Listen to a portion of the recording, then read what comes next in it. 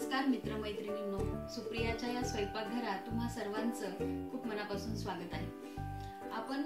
मी एक तुम्हाला शेंगदाण्याच्या चटणीची रेसिपी दाखवली होती लाल कलरची. जर तुम्ही पाहिली नसेल तर मी डिस्क्रिप्शन बॉक्स मध्ये ती लिंक देईल, तुम्ही नक्की पहा.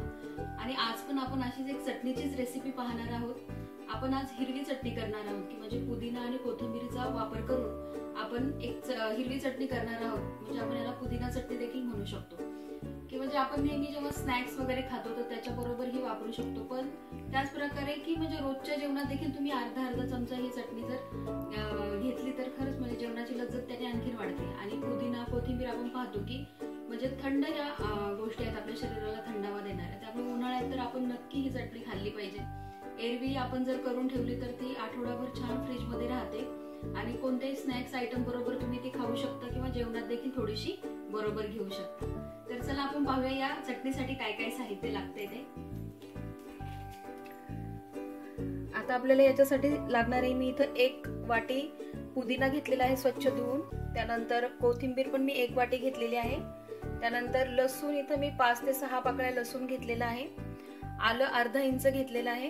हा कढीपत्ता एकदम बारीक चिरून तो फोडणीत घालायचा आपल्याला.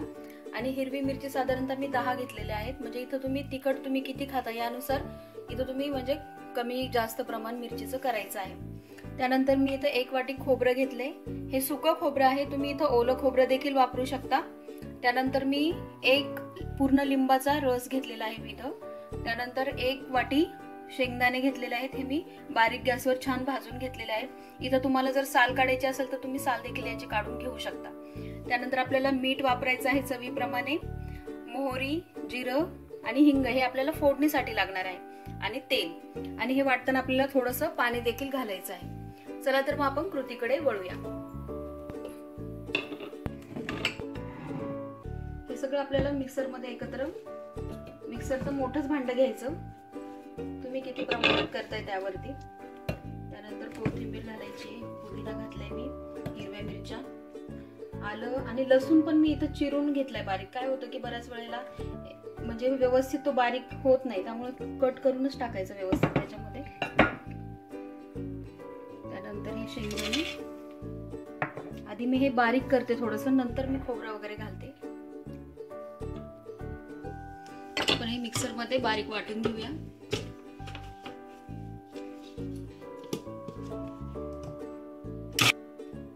थोडंसं मी बारीक करून घेतले ते. आता यामध्येच आपण खोबरं घालूया. इथं तुम्ही खोबऱ्याचं प्रमाण जास्त आणि शेंगदाणे थोडे देखील वापरू शकता किंवा चण्याची डाळ देखील वापरू शकता.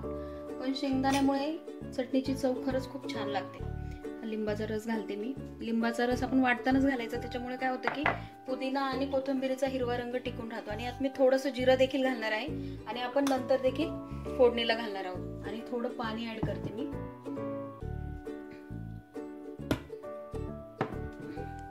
आता छान एकदम बारीक पेस्ट आपण याची करून घेऊया.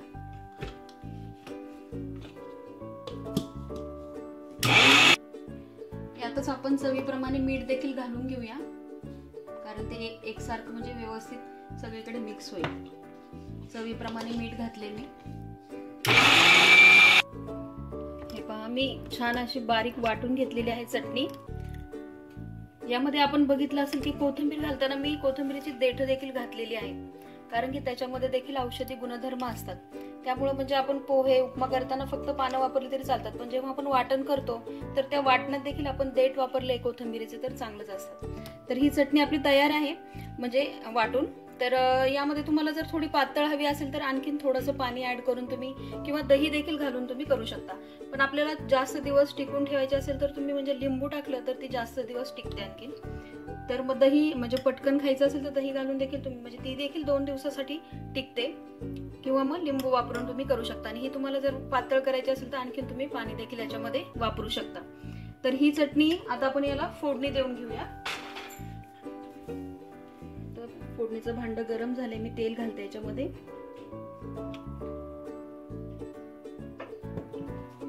तेल थोडं गरम झालं की जिरं घालूया आपण.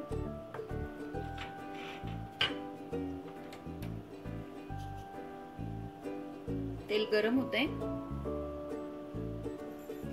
तेल गरम झालेलं आहे. मी जिरं घालते, साधारणतः अर्धा चमचा जिरं घातले, कारण आपण वाटणात देखील घातलेलं आहे ते. त्यानंतर मोहरी घालते. हिंग घालायचं आपल्याला याच्यामध्ये थोडं. जिरं तडतडले आपलं, मोहरी पण तडतडलेली आहे. कढीपत्ता घालते मी यामध्ये. आधी हिंग घालूया थोडं.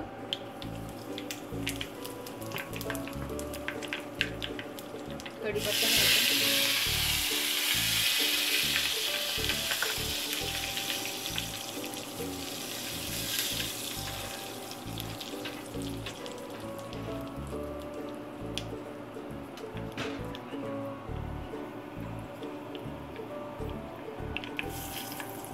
गॅस बंद करते मी आता. आणि आपण आता हे तेलाची फोडणी ह्याच्यावरती घालणार आहोत.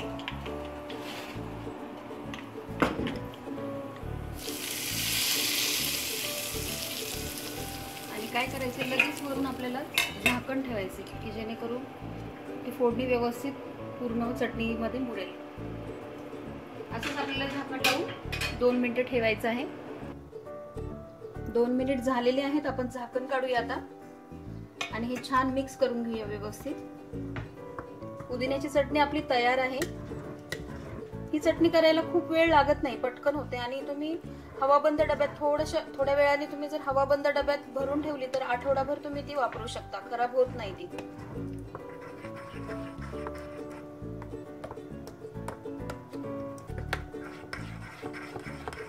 छान आपण मिक्स करून घ्या तेल, जेणेकरून सर्व व्यवस्थित ते लागेल सगळीकडे तेल.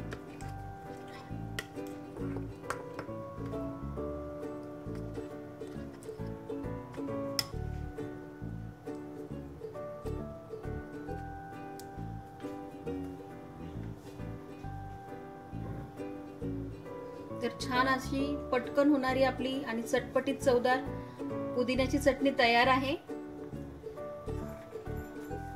ही चटणी तुम्ही रोजच्या जेवणात वापरू शकता. आपल्या म्हणजे जेव्हा आपण जेवण करतो त्यावेळेस अर्धा चमचा तुम्ही रोज वापरू शकता. त्याचप्रमाणे कोणत्याही स्नॅक्स बरोबर तुम्ही खाऊ शकता, इडली बरोबर, डोसा किंवा कोणत्याही स्नॅक्स. इव्हन आपण जेव्हा पाणीपुरी करतो त्यात देखील या चटणीचा वापर तुम्ही करू शकता. तर छान अशी आपली पुदिन्याची चटणी तयार आहे. तुम्हाला माझी रेसिपी कशी वाटली ते मला सांगायला विसरू नका. आणि तुम्हाला आवडली असेल तर तुम्ही देखील नक्की करून पहा. माझ्या पाककलेला जो काही तुम्ही प्रतिसाद देत आहात त्याबद्दल तुमचे मनापासून धन्यवाद.